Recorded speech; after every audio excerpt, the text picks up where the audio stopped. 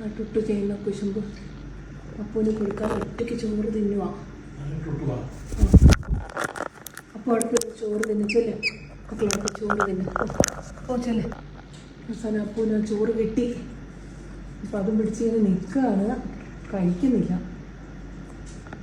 ഇനി മറ്റോ വന്ന് വഴക്കുണ്ടാക്കാൻ വേണ്ടിയിട്ട് വെയിറ്റ് ചെയ്യാം. ടുട്ടു ഇങ്ങനെ അവിടെ നോക്കിയിരിപ്പുണ്ട്. ഇതെന്താണ്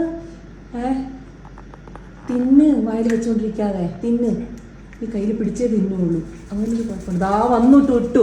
ഞാൻ പറഞ്ഞു അപ്പൂനോട് മര്യാദയ്ക്ക് വേഗം കഴിച്ചോ, ആ ചെക്കൻ വന്നാൽ നിനക്കൊന്നും കിട്ടൂല.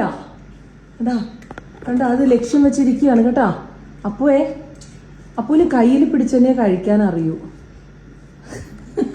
കുഞ്ഞും ബാസ്ക്കറ്റും പിടിച്ചിരിക്കുന്ന പോലെയുണ്ട്.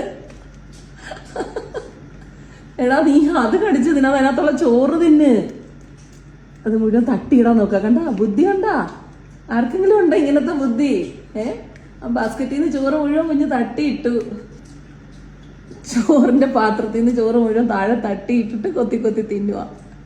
ഒരുത്തന്നെ അവിടെ പേപ്പർ തീറ്റ. ഇവിടെ നമ്മൾ ഒട്ടിച്ച് വെച്ചതാണ്, ഭംഗിയാക്കി അവിടെ ഇരുന്ന് ഒട്ടിച്ച് വെച്ചതാ. ആ പേപ്പർ മുഴുവൻ കടിച്ച് കഷ്ണങ്ങളാക്കി ഇടുകയാണ് അവൻ്റെ ഹോബി. ചോറുണ്ടില്ലെങ്കിൽ ഒരു സമാധാനമില്ല. ഉച്ചയ്ക്ക് ഇത്തിരി ചോറ് അവന് നിർബന്ധമാണ്. ഇപ്പൊ ടുട്ടുവിനും ആ സ്വഭാവം തുടങ്ങിയിട്ടുണ്ട്. ടുട്ടു അപ്പൂനെ വഴക്കുണ്ടാക്കി കുറച്ച് ചോറ് തിന്നു, എന്നിട്ട് ഇതാ ഇപ്പോൾ പേപ്പർ തിന്നുന്നു.